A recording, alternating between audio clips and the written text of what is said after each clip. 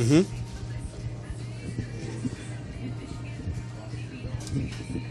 5, 4, 3, 2. Hey, it's Jordan with TYT Politics. I am here in Flint, Michigan. We are doing a town hall here tomorrow night, 8 o'clock Eastern at Woodside Church. So if you're in the Flint area or nearby, definitely come through. I'm hoping to have between 100 and 200 people in-house. And however many watch online, we're going to be streaming it on TYT's Facebook page. And why I'm here is I think Flint, the national media tends to focus on things for 5 minutes and then move on. But all it takes is 15 minutes here to realize this is still a epic disaster and crisis that's not getting the proper attention, not getting the proper solution, not getting the proper government response. And frankly, there's been a lot of cover your own ass involved with the Flint crisis instead of actually trying to make residents whole. So today I'm with one of the residents, Nakia, and you moved here with your family in 2013, and you have a really tragic story, and you've been through a lot. So I want to start with the timeline. So you learned you were pregnant in 2015, about March or April? Yes, about April of 2015, I went to the doctor and I was a month pregnant. Found out I was a month pregnant. About a week later, I started having complications with the pregnancy, and I would say a couple of days after I kept having complications, I ended up going to the emergency room, and they told me then that I had had a miscarriage. So after that, my OB doctor had me come in for a follow-up a week later, and when I went in for the follow-up, they got a heartbeat. So I was like, huh? I just lost the baby. What do you mean there's a heartbeat? And that's when they gave me an ultrasound, and the ultrasound had 2 sacs. One of them was empty, and the other one, the embryo, that was the embryo that they had got the heartbeat from. 4 months after that, I ended up losing the second embryo. So you were having twins? Yes, I was having twins. Didn't know until I went for my follow-up visit after the first miscarriage. They gave me an ultrasound picture, and it showed 2 sacs, but one of the sacs was empty. So that's when I found out it was twins, not just a baby. So the second embryo, I almost died. I lost so much blood from losing the second embryo that I was in the hospital for about 5 to 6 days. I was in a critical condition unit. I had to have a blood transfusion. It was really hard for me. I think the reason why I was up in there so many days is because I kept refusing the blood transfusion, because I'm not even the type to donate blood or anything, so I don't want anyone else's blood coming into me. But they told me that it was life and death, so I ended up signing papers and getting the blood transfusion. Upon leaving the hospital and coming home, I was getting mail out of my mailbox, and I received something from the city of Flint stating that pregnant women and people 55 and over should not be drinking the Flint tap water. When was this? What month? This was in June, because I'd say, well, probably July, because I had my miscarriage June the 30th. So it would have been in the month of July. Still 2015? Yes, still 2015, stating that people 55 and over and pregnant women should not drink the tap water. They didn't state nothing about the lead or anything like that, but they stated you shouldn't drink it. Well, after just so the audience knows, you were drinking the tap water before this? Yes, was drinking, bathing, everything since I moved to Flint in 2013. Was drinking this contaminated water. But after that, I started putting 2 and 2 together, and something was like, get your kids checked, because it scared me once I seen that it said pregnant women and people 55 should not be drinking this water. So I'm like, what is in this water that we should not be drinking it? Because I just lost my babies. How many kids do you have? I have 2 children, 18, and my son is 8. Well, I had them tested at the health department, and both of them tested at 5.0, which I had the paperwork, but I didn't bring it with me. But I have Their levels, they both tested at 5.0, and the paperwork with the lead test For lead. for lead, they both tested at 5.0 for lead, and the paperwork from the health department stated that anything 5 and higher was considered high levels. But like I told them, the damage had already been done. If they would have tested us back in 2013, I think the levels would have been quadruple, because I guess after the lead is in your blood for a while, it leaves the blood and goes to the bones. So I just figure like the 5.0 was levels that was I just don't feel like it was accurate levels. I think they were way higher. If they would have tested this way before, they would have been way higher than that. Well, it's also, frankly, the government, it's an arbitrary number, because if your kid is 8 years old, he's still developing in every way. Brain, chemistry, bone, Right. all that. So, you know, one 8-year-old could have 5 and be okay, but another one, maybe with some immune deficiencies or whatever, it could be catastrophic. That's why most people say the allowable limit is 0 for lead, especially in children. Well, I noticed my son started having behavioral problems in school. He started getting suspended, and I'm like, wait a minute now. This is one too many suspensions. I started saving the suspensions. He was suspended over 50 times in the first grade, and I'm like, this is just ridiculous. And that was like a year after they switched the water? Yes, it was a year after they switched to water. So I started talking with the principal and the teachers, and I'm like, look, my son needs an IEP, because I'm starting to notice behavioral changes, and, you know, I let them know and gave them the testing of the blood lead levels, and let them know that they should be trying to work with me instead of just keep suspending my son, because you cannot deny a child his education. So they ended up doing an IEP, which my son he did get accepted for the IEP for emotional impairment and other impairment, because he also had ADHD before the lead exposure. But the ADHD was more of the hyper. He was more hyper. But after the lead contamination, I started noticing behavioral problems that he never had with the ADHD or before we got him tested. It's documented that, you know, lead increases mood swings, behavioral issues, violence.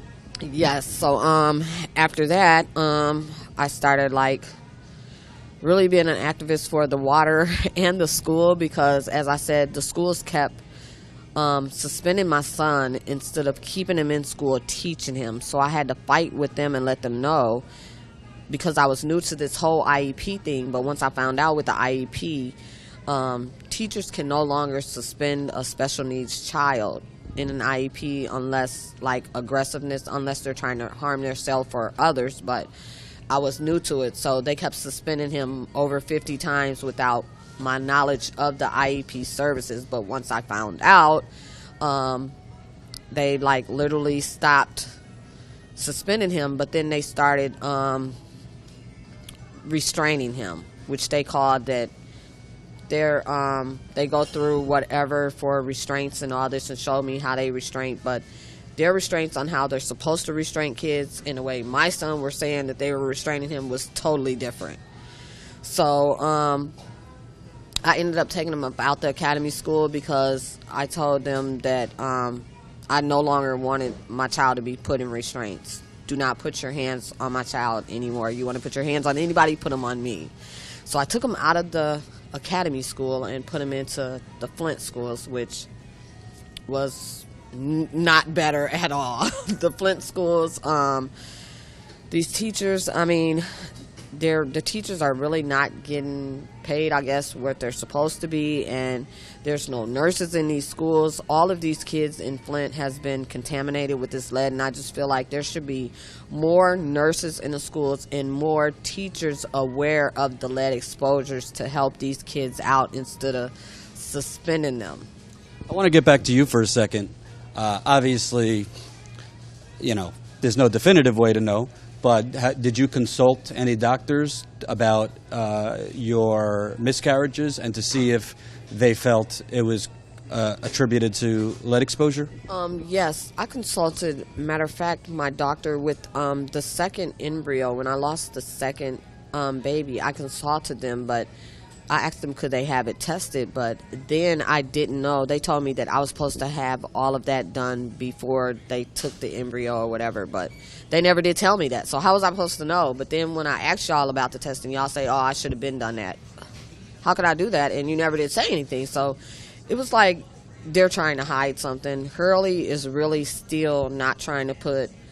I've had my son retested at Hurley for heavy metals because I was working with Scott Smith and Mark Ruffalo, the water defense. They tested my house. I have way more than just lead in my water, so I had my son tested with his doctor of heavy metals. I still have not yet gotten anything on the heavy metal testing, but Hurley is like... and Scott Smith, who I've done some water testing with in East Chicago, he has found stuff that the EPA...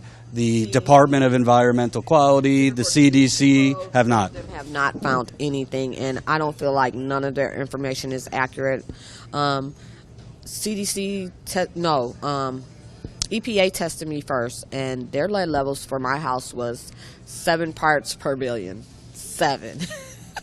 So the MDEQ comes in, and theirs was 10 parts per billion. CDC comes in, and they got 0 lead. Come on now. Y'all, this is just insane. And this test that is from April of last year, 11,000 of lead, 11,000 parts per billion. So I know this lead. You got very high phosphorus, high levels of zinc, high levels of chloroform, bromo.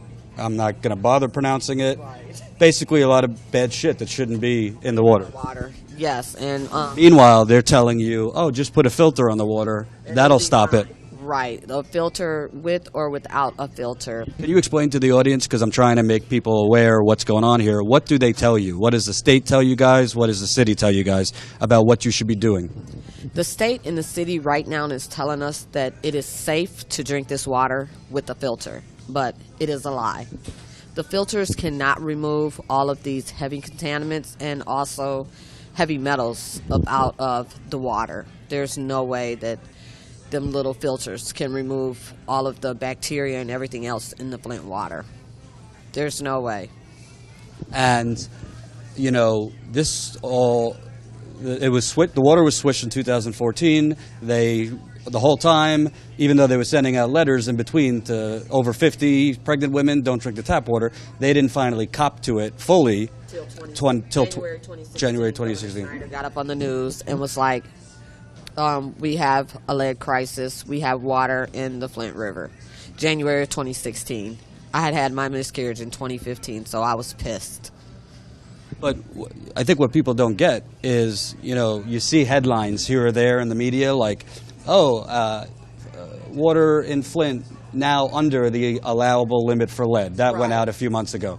And because sometimes the media not covering something, people just, okay, it must be over or fixed. But here, literally, you can't safely drink it unless it's bottled water. And bottled water is another discussion. I know your daughter has some concerns about that. Yes, my daughter does not trust the bottled water, and she's 18. She's like, she thinks that they're putting the Flint River water in the bottled water. She's also had some health issues that got worse after the water was switched. Yes, she's epileptic, so she has seizures. She had this way before the lead contamination, but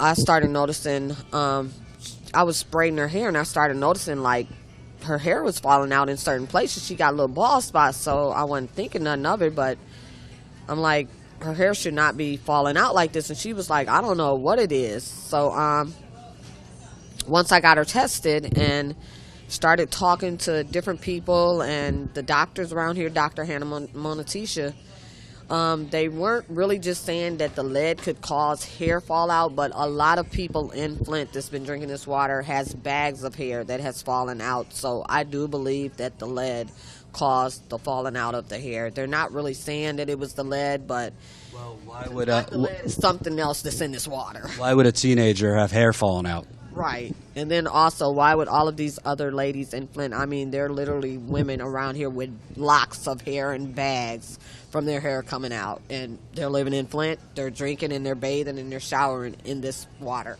You talk about your daughter. You had sent her away at one point because the epileptic seizures were getting so bad? Yes, I'm currently from Indiana, so I had sent her back with my mom to Indiana and got her out of Michigan thinking that maybe she wouldn't be having so many problems with the seizures if I sent her out of Flint. So sent her to Indiana, and they would not take her Medicaid. We ended up getting extended Medicaid here in Flint, everyone, because of the lead exposure, but they would not take her Medicaid in Indiana because it was Michigan, Indiana. I mean, it was Michigan, and them are two different states. So she did stop all of the seizures that she was having here. They weren't so much more aggressive like how they were when she was here. She was having them back to back. She only had like one when she had left, and probably like 2 episodes where she might have went into one, but she did not have a seizure. So you leave Flint, Right. your seizures go down. Yes, she's been back here for 2 months now. She's had 1 seizure since she's been back. I'm currently trying to get her Medicaid and everything started so I can get her back into her specialist to get her medicine and all that so she can get back on everything. Because right now she's not on any medication or anything. And while all this is going on, bringing it to now, there's, I don't know how many, but there's a good amount of people, including yourself, that are facing water shutoffs and possible evictions starting next week, I believe. Yes. Well, I can't show my paper, but yes. I'm one of the people that have been put on the water shutoff list. So this is the letter from the city? Yes, this is the letter from the city stating that because I have not paid anything, that my address and I guess my name or whatever has been put on the shut-off list. So I guess I will be on the list that they will be shutting off next week. They're going to start shutting people off next week. And for some of those, I was told that they're threatening to evict them. Yes, some of them they're threatening to evict them. If you own your home, they're threatening to take people's homes. If you have children, they're threatening to send the CPS, which is the Child Protective Services. They're threatening to send them to your house to remove your children. Basically, they could say, well, they don't have water in the home, so it's not safe for the child. Right, but then it's safe to give a child poison water. So they poison you, and then they take your children because you don't pay for the poison water. Right, which we did not ask to be poisoned. And also, I've been saying this since I've been speaking about this water. They call this pure Michigan, and we've been pure poison. You know, a lot of people get mad at me because whenever you bring up race, it's like, oh, don't make it a race issue, blah, blah, blah. But I don't really see this happening in yuppie white towns. If there is a yuppie white town that has this, send it to me, and I will definitely say I'm wrong. This happened in Auburn Hills somewhere. Detroit has happened, but Auburn Hills, Bloomington Fields, all up in there. If it happened there, they would have had this taken care of. They would have nipped it in the bud a long time ago. Because it's Flint, Michigan, because it's low poverty, and because it's a majority of African Americans, that's why I think this was deliberately done to us, the African Americans here in Flint, Michigan. You think that they knowingly changed the water, knowing this was going to happen? Yes, I do think that. For one, there has been so many bodies taken up out of the Flint River, also guns and other stuff. How could they have ever thought that the Flint River water was safe for children or anyone to drink out of? And when you look at Governor Snyder, there's so many homes without pipes. He's spending millions of dollars, taxpayers' dollars, for his legal defense. Yes, not one, but three legal defenses. Yes, he spent taxpayers' dollars for not one, but 3 legal defenses, and it is ridiculous. I have met with Hillary Clinton, Barack Obama. I've met the U.S. Surgeon General personally came to my home, and I still have yet to meet my governor. He refuses to meet with me, but he gets up on the news talking about he talks to the residents of Flint. It is a lie. If he talks, he does not come to the hood where I live. He doesn't come where the African Americans is. He goes to the undocumented or the people that cannot speak English. And, this $100 million that's been granted, it was originally $170 million, but suddenly $70 million of it is going to other places. Right. They're claiming that the majority of it went on bottled water, but I think that is some bull, because a lot of people that we have been working with, there has been a lot of actors and a lot of celebrities that have just sent bottled water here without a payment. So I cannot believe that 70 million has just went on bottled waters. There's no way. And oh no, a lot of that 70 million is going to other areas, not right. not Flint. It's also going in the pockets of Governor Snyder and everybody else that's working with him, I believe. So I'm assuming you don't feel confident that the money is being controlled by the Department of Environmental Quality, which means Rick Snyder. Right. No, I am not confident at all.